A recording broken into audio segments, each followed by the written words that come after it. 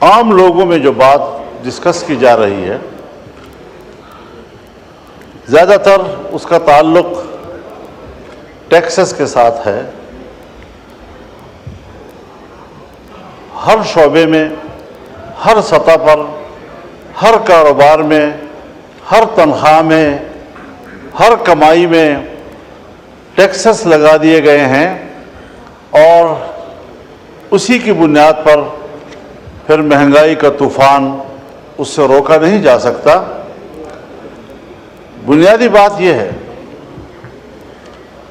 کہ ہم جس چیز کا ڈیمانڈ قوم سے کرتے ہیں کہ آپ ٹیکس دیں تاکہ ملک کا خزانہ مضبوط ہو، ملک کا اقتصاد مضبوط ہو، جب حکمران اس قسم کا ڈیمانڈ قوم سے کرتے ہیں تو قوم کے بھی کچھ حقوق ہوتے ہیں.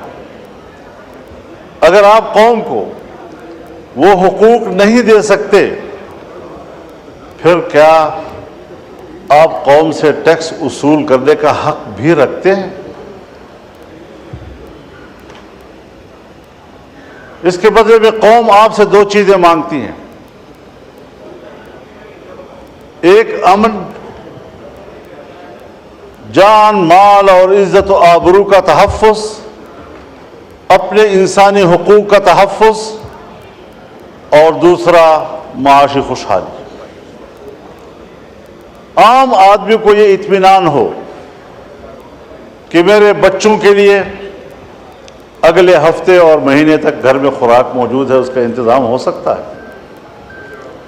لیکن کیا ہم نہیں سمجھتے یہ بات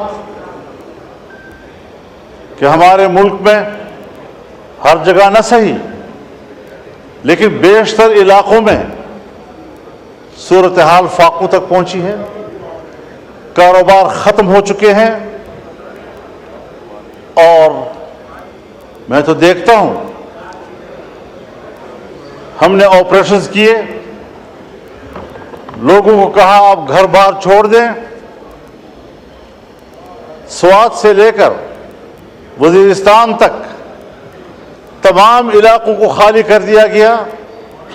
عوام نے اپنے ملک کے اندر ہجرت کی. ہمارے وہ قبائلی خواتین جو اپنے خاص ماحول میں اور خاص کلچر کے اندر زندگی گزارتے رہے، انہیں آپ نے صحراؤں میں جا کے بٹھایا، ان کو بازاروں میں بھیک مانگنے پر آپ نے مجبور کیا، اس کے چادر کو تم نے تار تار کیا، اور ابھی میرے پاس وفود آئے ہیں، ابھی میرے پاس وفود آئے ہیں. مسعود قبیلے کا وفد آیا کہ پچھلے سال ہمارے ساتھ ایک مکان اگر مکمل تباہ ہے تو 4 لاکھ روپے، اور اگر جزوی طور پر نقصان ہوا ہے تو 1,60,000 روپے. اور وہ بھی لوگوں کو پیسے نہیں دیے گئے، اس کا ٹوکن دیا گیا. وہ ٹوکن ابھی تک جیبوں میں لیے پھر رہے ہیں. ایک شخص کو ادائیگی نہیں ہو رہی. آپ بتائیں 4 لاکھ ایک مکان بنانے کے لیے، کیا 4 لاکھ پر آپ کے گھر کا غسل خانہ بھی بن سکتا ہے؟ اور آپ ان کو کہنا ہے کہ پورا گھر بنانا ہے. 1,60,000 روپے آپ نے 1-2 کمرے بنانے ہیں جو گر گئے تھے. کیا مذاق دنیا کے ساتھ ہو رہا ہے؟ آج چمن کے اوپر، بارڈر کے اوپر 9 مہینے سے لوگ بیٹھے ہیں، در بدر بیٹھے ہوئے ہیں. آپ وہ شرائط ان کے اوپر لگا رہے ہیں کہ جو شرائط سرحد پر بیٹھے ہوئے لوگوں کے اوپر دنیا میں نہیں لگائے جاتے. پوری دنیا میں سرحد پر رہنے والوں کو کچھ خصوصی مراعات ملتی ہیں، اور وہ بھی وہ بارڈر جو بین الاقوامی طور پر ریکگنائزڈ ہو. ہندوستان پاکستان کا سرحد طے شدہ ہے. پاک افغان بارڈر کو میں اور آپ پاک افغان بارڈر کہہ رہے ہیں.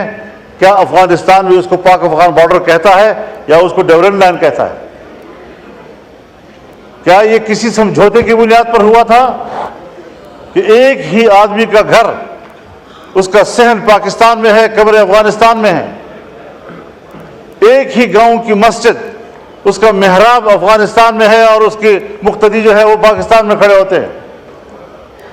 چمن میں جائیں، کتنے لوگ ہیں کہ جن کے گھر پاکستان میں ہیں اور جائیدادیں افغانستان میں ہیں، زمینیں وہاں کاشت کرتے ہیں، وہاں سے مال لاتے ہیں، اپنا کمایا ہوا گھر میں لاتے ہیں۔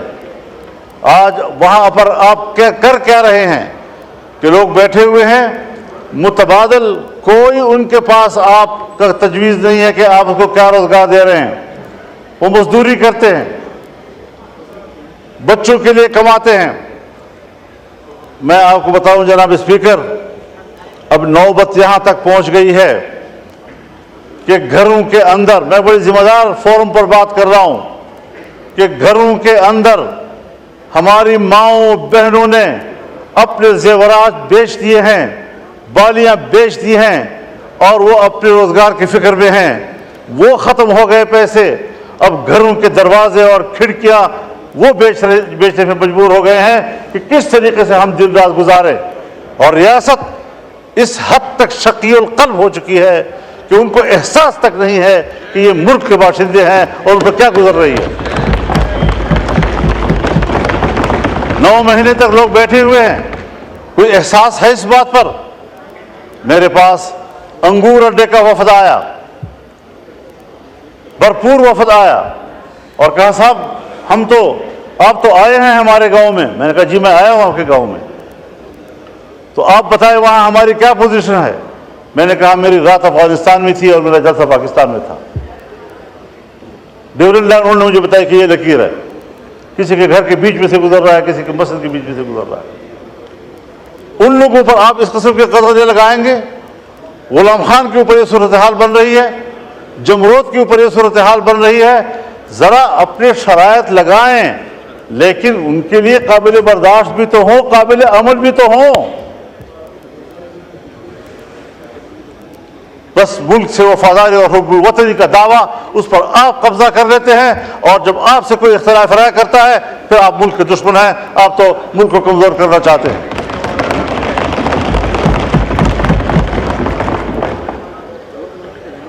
دوسری بات یہ ہے جناب اسپیکر، ہمارے ہاں آپ 1000 ٹیکس لگائیں، میں پارلیمنٹیرین بھی ہوں، 40 سال اس سیاست کی خارزار وادی سے گزر کر آج کھڑا ہوں۔ ان صحراؤں کو میں نے عبور کیا ہے۔ آپ کے ملک کے عوام آپ کو ٹیکس نہیں دیں گے، اس لیے کہ عوام کو آپ پر اعتماد نہیں ہے۔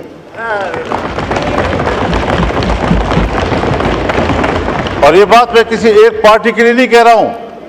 اگر میری حکومت ہو اور میں ٹیکس لگاؤں گا تو میرے ہوتے ہوئے بھی شاید لوگ اعتماد نہ کریں، اس لیے کہ لوگوں کو پتہ ہے کہ میرے ٹیکس وصول کر کے اس کو باہر کے قرض میں دیا جائے گا، IMF کے قرض میں دیا جائے گا، ورلڈ بینک کے قرض میں دیا جائے گا۔ جب میرا ٹیکس میرے فلاح و بہبود پہ خرچ نہیں ہوتا، مجھے کیا پڑی ہے کہ میں عالمی بینک کو بھرتا رہوں اور اپنے پیسوں سے محنت سے بھرتا رہوں۔ اور یہ آج کی ریت نہیں ہے جناب اسپیکر، یہ ہمیں ورثے میں ملی ہے۔ جب انگریز حکومت تھی اور بر صغیر پر ان کا قبضہ تھا اور انگریز ملک میں لوگوں سے ٹیکس لیتا تھا تو بر صغیر کا باسی ٹیکس چوری کرتا تھا، فرنگی کو وہ ٹیکس دینے کے لیے تیار نہیں تھا۔ اس کو پتا تھا کہ یہ میری فلاح پہ خرچ نہیں ہوگا، یہ ان کے عیاشیوں پر، اور ہمارا مال برطانیہ جائے گا۔ میں خود برطانیہ میں ایک موقع پر یوم پاکستان تھا اور میں میئر کے آفس میں گیا، پاکستانی کمیونٹی وہاں جمع تھی۔ مجھے کہا مولانا صاحب ان بلڈنگوں کو دیکھو، یہ ان کے نہیں ہیں، یہ ہمارے اپنے ہیں، ہمارا مال لا کر چوری کر کے انہوں نے یہ بلڈنگیں بنائی ہیں، یہ ہندوستان کی ہے، یہ بر صغیر کی ہے۔ اس کے باوجود ملکہ برطانیہ انڈیا آتی ہے اور پارلیمنٹ اس کو کہتا ہے تم 100 سال سے ہمارے اوپر حاکم رہے ہو، تم نے ہماری سرزمین پر قبضہ کیا تھا، پہلے اپولوجائز کرو، معافی مانگو، اس کے بعد آپ ایوان میں آ سکتی ہیں۔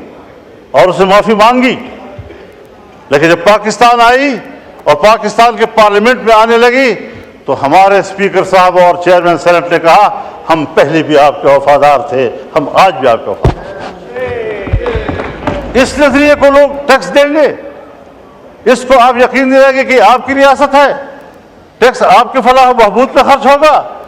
جب میرا پیسہ میری فلاح و بہبود پہ خرچ نہیں ہوگا، مجھے کیا پڑی ہے کہ میں اس قسم کے ٹیکس، آپ کے ظالمانہ ٹیکس ادا کرتا رہوں گا؟ اور اگر ٹیکس ظالمانہ ہے اور آپ مجھے امن بھی نہیں دے پا رہے، اور جب میرا سب کچھ لٹ جاتا ہے پھر آپ کو جاگ آتی ہے۔ جب چین کا ایک مہمان آتا ہے، اہم مہمان، مجھے یہ کہنے دیجئے، بڑے ادب و احترام کے ساتھ کہنا چاہتا ہوں، ہمارے پرائم منسٹر صاحب بھی، ہمارے آرمی چیف بھی چائنا گئے، وہاں انہوں نے بڑی محنت کی، لیکن سفارتی حوالے سے اگر حقیقت پہ بات کی جائے، ہمارے پرائم منسٹر کامیاب ہو کر واپس نہیں آئے۔ مولانا صاحب کائنڈلی اور ساتھ ساتھ مختصر کر دیجئے، آج بہت لمبا دن ہے۔ ان کا مہمان یہاں آیا، جی ہاں، ہم سب لوگ ان کی خدمت میں حاضر ہوئے، مہمانداری کی، اور ہم نے ان کو اپنی بھرپور حمایت، تائید، دوستی سب حوالے دیے، انہوں نے بھی سب وہی حوالے دیے، لیکن ایک جملے میں اس نے ہمیں جواب دے دیا کہ پاکستان میں اب بھی سیاسی استحکام